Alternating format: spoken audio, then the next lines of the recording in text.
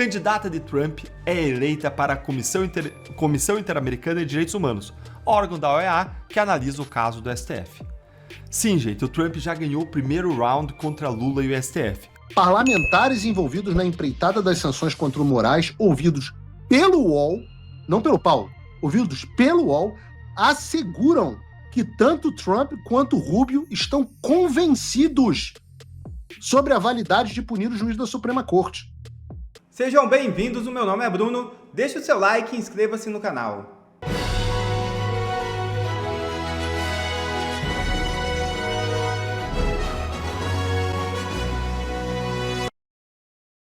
Estados Unidos entram no jogo e elegem Rosa Maria Payá para a Comissão Interamericana de Direitos Humanos. É isso mesmo. Rosa Maria Payá foi eleita para a Comissão Interamericana de Direitos Humanos. Ela é filha de Oswaldo Payá, opositor assassinado pela ditadura cubana.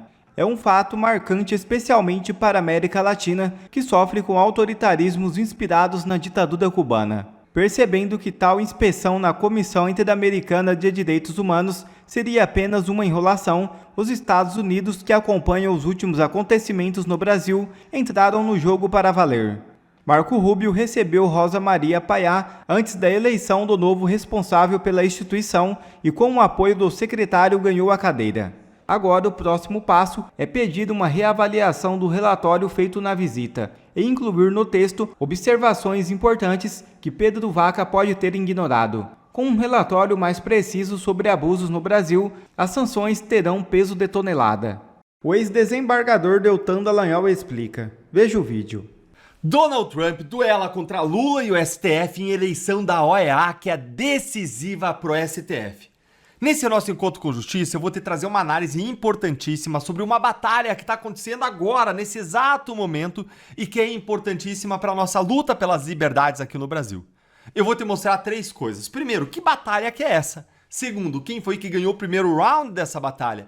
E, em seguida, por último, eu vou te contar o que vai acontecer no próximo round. Bora lá então, direto ao primeiro ponto com essa matéria aqui que saiu na Gazeta do Povo, que foi uma das mais lidas do jornal.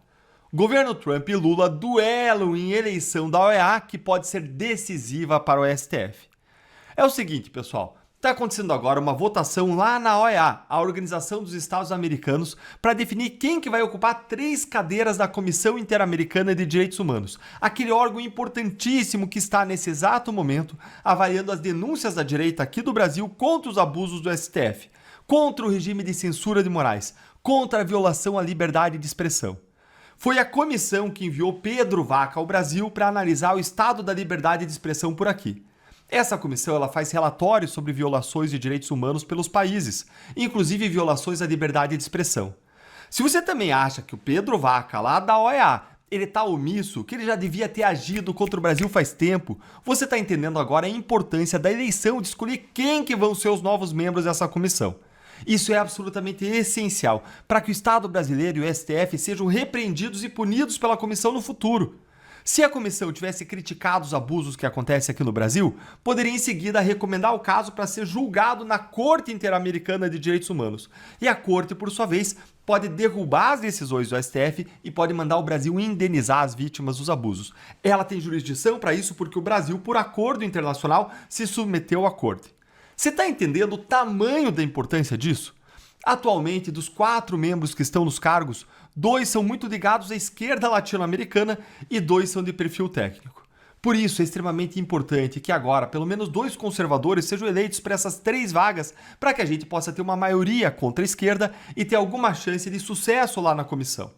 Bora então aqui para a Gazeta seguir e entender o que está acontecendo. Estados Unidos e Brasil são os principais líderes de blocos opostos à eleição de 3 novos integrantes da Comissão Interamericana de Direitos Humanos, a CIDH, órgão vinculado à Organização dos Estados Americanos, a OEA, que exerce forte influência sobre governos, parlamentos e cortes judiciais da região, inclusive sobre o Supremo Tribunal Federal.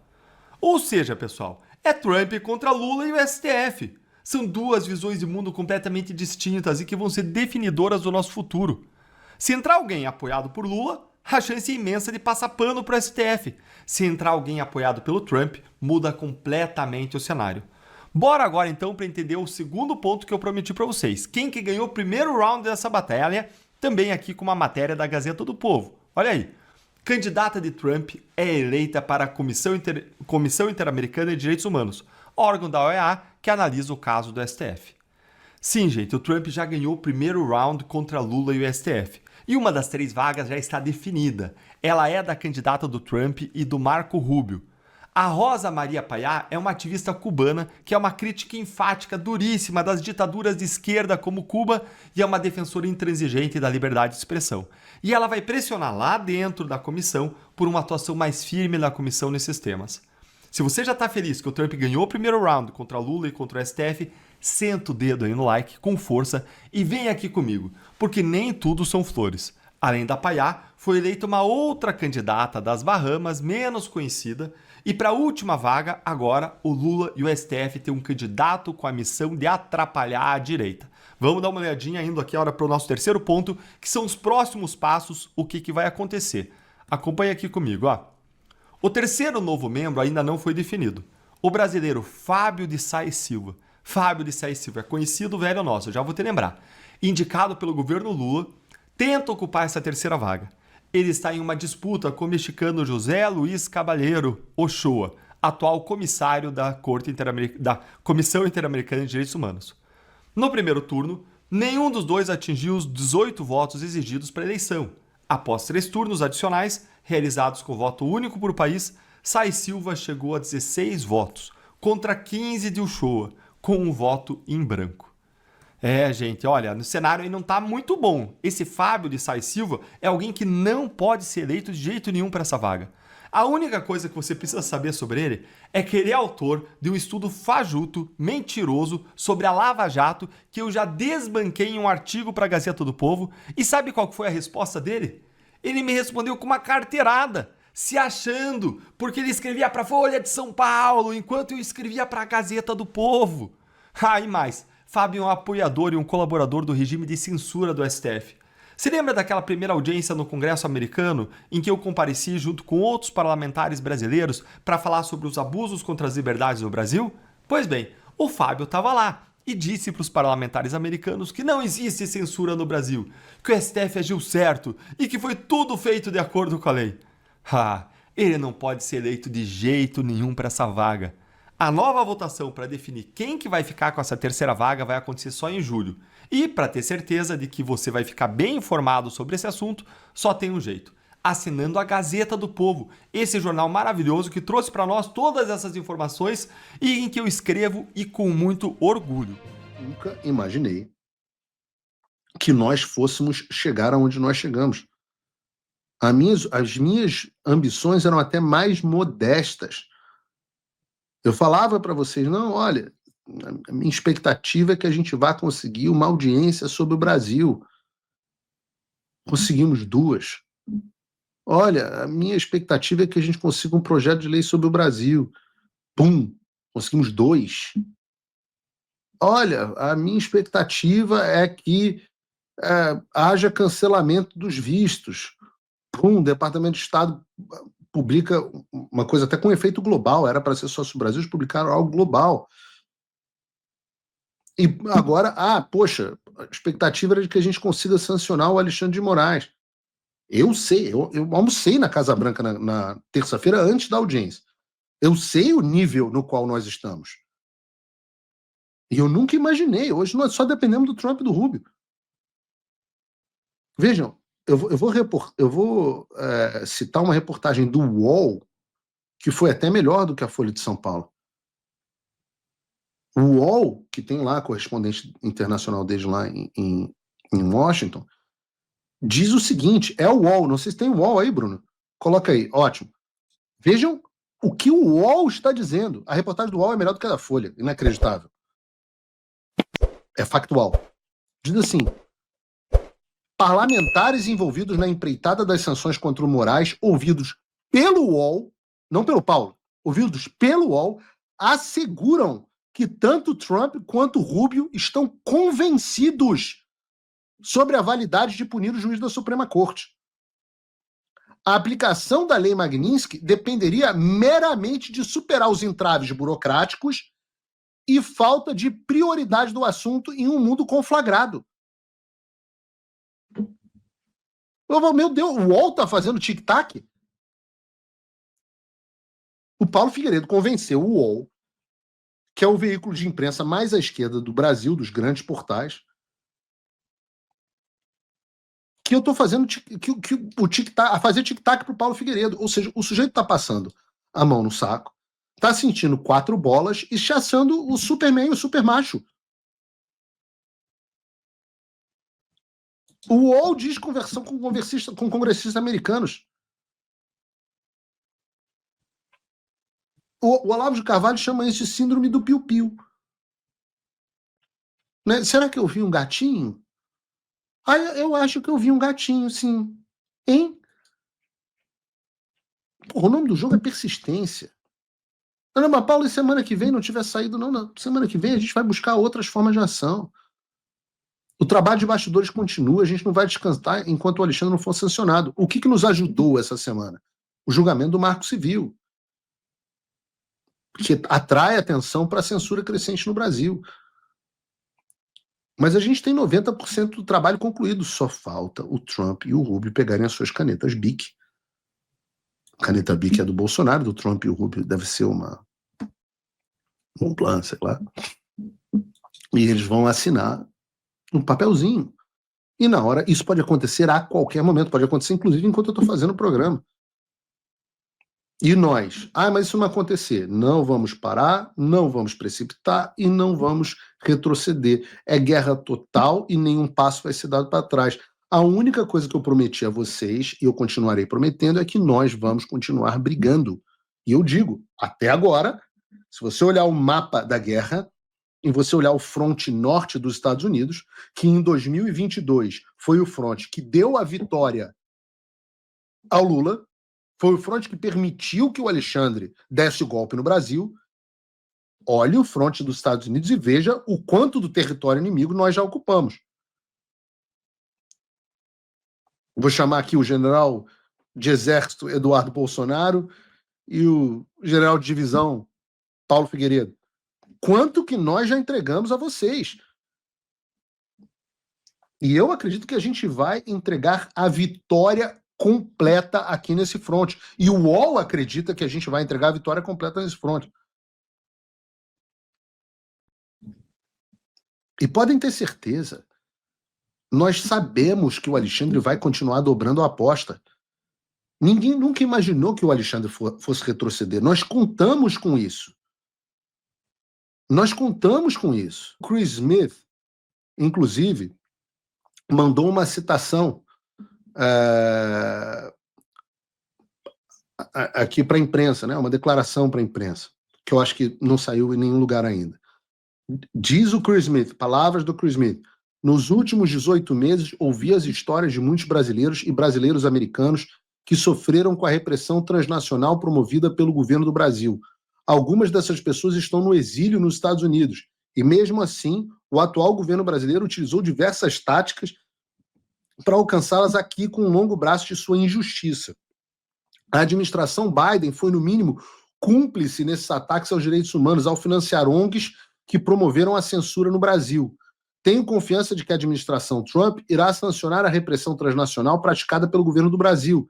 Certamente ninguém sabe mais sobre direitos humanos na América Latina ou tem um histórico mais respeitável nessa área do que o secretário Rubio. E aqui é uma parte interessante. Tentamos de tudo: audiências, declarações, cartas. Agora, diante das repetidas e graves violações de direitos humanos cometidas por Alexandre de Moraes, não nos resta outra opção senão impor sanções com base na Lei Global Magnitsky. Isso não é uma sanção contra o Brasil, mas um claro ato de solidariedade com o povo brasileiro que valoriza a liberdade. As instituições brasileiras precisam agir para restaurar as liberdades constitucionais. E aqui entra uma ameaça. E novas sanções contra outros indivíduos ainda podem ser evitadas, se elas, as instituições, agirem. Está dado o aviso. O recado está dado. A aposta não é de que o Alexandre vai retroceder. Só há uma saída para o Alexandre: lutar até o fim. Só há uma saída para a gente: lutar até o fim contra o Alexandre. Mas e os demais? Ora, os demais, será que eles vão continuar abraçando o Alexandre e o protegendo? Eu tenho minhas dúvidas. Eu tenho minhas dúvidas. O que eu posso garantir é que daqui do nosso lado tem muita munição e que a gente não vai parar os bombardeios. Até que uma hora a gente vai pegar uma bomba e vai explodir o bunker metafórico do Alexandre de Moraes. E o que você pode fazer nesse processo? Em primeiro lugar, orar. Ore. O que o Paulo faz, o que o Eduardo faz, nada disso é possível sem a providência divina. Nada disso é possível sem a providência. Ora, não foi Moisés que libertou os hebreus. Não é o cajado de Moisés que tinha o poder. O poder era de Deus, o poder era da providência. Moisés teve o privilégio de ser o instrumento e quem segurou o cajado. Nada além disso. A Bíblia diz: eu ouvi o clamor do povo. Eu ouvi e me lembrei deles. Então, o que é necessário? O clamor do povo. Orem, ponham o joelho no chão, clamem dentro dos seus quartos e clamem nas ruas. Eu posso garantir a vocês, eu garanto a vocês, que agora, nestes protestos do domingo, a Casa Branca estará de olho no que acontece no Brasil. Como eu disse, eu almocei lá na terça-feira e nós falamos especificamente sobre esses atos. Os Estados Unidos estão sinalizando de todas as formas possíveis que vão nos apoiar. Como você pode fazer? Ora, vá em massa às ruas. Peça, leve cartazes. Eu vou fazer o seu cartaz chegar adentro da Casa Branca. Eu vou fazer um compilado de cartazes pedindo socorro ao Trump, pedindo socorro ao Rubio, pedindo lei Magnitsky. Eu vou fazer um compilado, a gente faz no X, a gente faz um post, e você coloque lá e mostre o seu cartaz pedindo aos Estados Unidos para que olhem para o Brasil, pedindo lei Magnitsky contra o Alexandre. Essa é uma forma de chamar a atenção. A outra coisa que você pode fazer é que não há guerra sem munição, não há munição sem suprimento. Né? Tem uma frase, eu não sei se é do Clausewitz, mas é uma frase famosa no meio militar, que diz o seguinte, né? Amadores pensam em táticas, profissionais pensam em logística. O que é logística? Para ir para Washington é necessário hotel, é necessário passagem, é necessário transporte, é necessário comida, é necessário tempo, é necessário o Paulo, que deixou de fazer Paulo Figueiredo Show 2 dias para poder estar lá te representando. Veja, eu vivo aqui. Eu estou lá representando quem vive no Brasil. Estou dando voz a quem vive no Brasil.